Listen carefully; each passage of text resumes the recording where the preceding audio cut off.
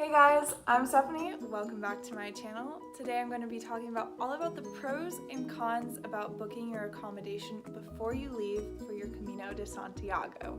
You might be curious as to a lot of people's experiences, whether they booked ahead before they left or they kind of did it in the true pilgrim spirit of having nothing booked and just walking along the way and stopping where they please. Now there's pros and cons both to doing both ways. Honestly, you can't go wrong with either way and do exactly what you feel comfortable with. Here I'm just going to be highlighting some of the good things and the bad things about booking ahead. Now, to keep this video on a positive note, I'm going to start out with the pros. So I'm going to go through 5 pros of booking ahead. The first pro is you feel comfortable knowing exactly where you're going to stay before you even leave on your trip. So you don't have to worry when you get there what to expect. You're not going in completely blind. You're going to be comfortable knowing exactly where you stay. Pro number 2, you know exactly where you're going to be when you're going to be. So you could keep a schedule.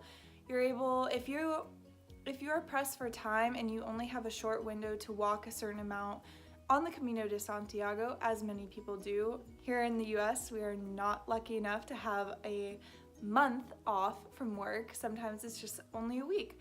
So you want to know exactly how fast you might be able to walk and have a schedule to keep. So yeah. Pro number 3, you know you have a place to stay and it's less stress on you, so you can actually enjoy, well, yeah. So you might take a week or a couple months even before your trip to just plan it out and call ahead or email reservation, make a reservation at each place that you feel you would like to stay. Pro number 4, now if you're with a group of people and anywheres from 2 up, that would be a group, right? Yeah. You know you guys can all stay together if you book ahead. So that's not getting there saying there's only 2 beds left and your group has to split up. Now a lot of people might be fine with that, I would be fine with that, but some people aren't. If you're planning this as a vacation together, you want to be able to stay together, and that's perfectly fine. And pro number 5, you can do a bit more in-depth research before you even leave.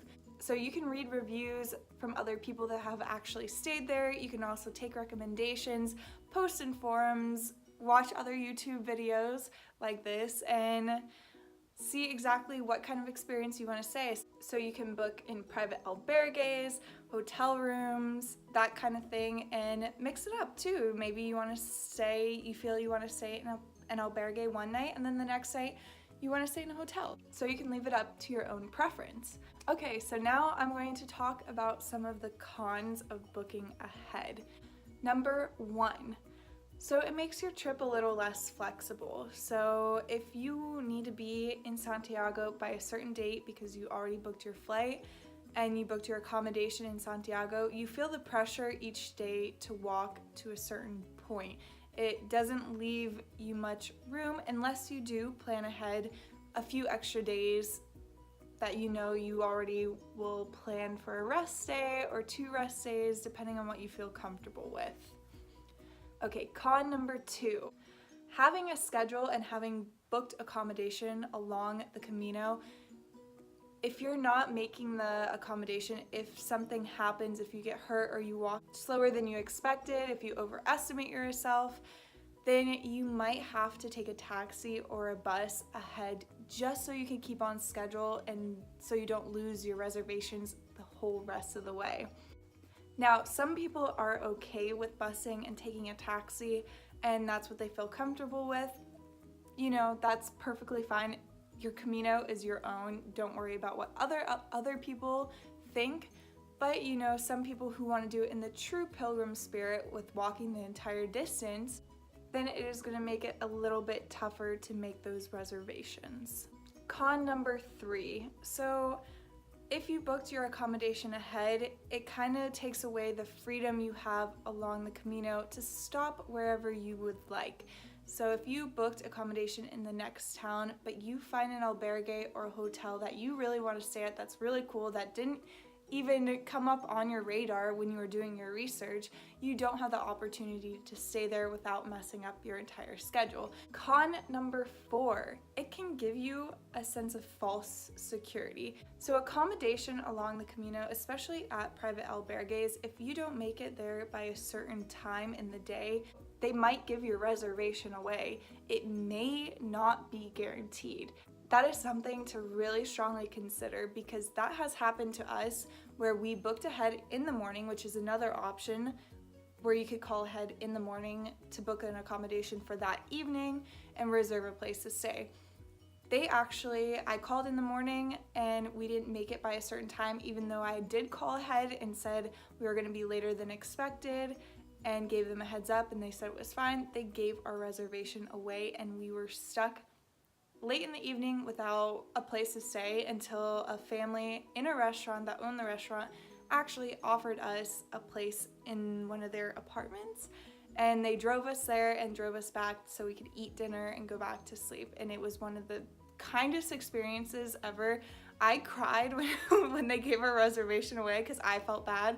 I was the one making some of the reservations and calling ahead, making sure we had a place to stay, and when it turned out that they gave our reservation away and it was a long day, yeah, it was just a tiring day. But you know, the Camino provides, and that is one thing you will hear a lot on the Camino, and people are very kind despite the one or few bad experience that you may have.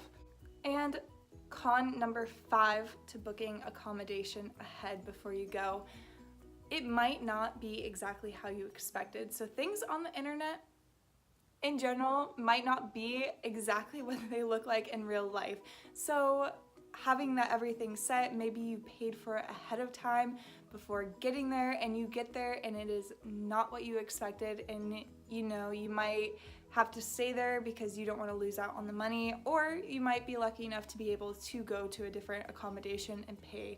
But you don't get the opportunity of going there, seeing for yourself if that's the place you kind of want to stay at, or maybe you booked an albergue and you just really want a hotel room to yourself. You want to relax. You didn't get enough sleep the past 3-4 nights and you just want to splurge.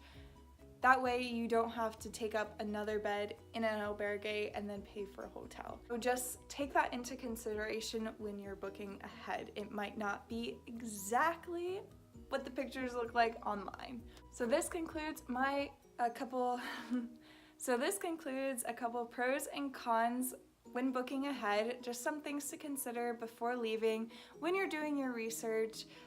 Find out the Camino that you want to walk, and it can change. What you want, 3 months before, it might be different when you're halfway through your Camino. I hope this video has helped you in any kind of way. I would love for you to leave a comment down below, share your experience, say what you want to hear from me, where I can talk about more of my experiences. Give this video a thumbs up, it helps my channel out, and subscribe if you want to see more. Yeah, I really appreciate it. Thank you so much. I'm never good at ending a video. I don't know. I get nervous. Bye.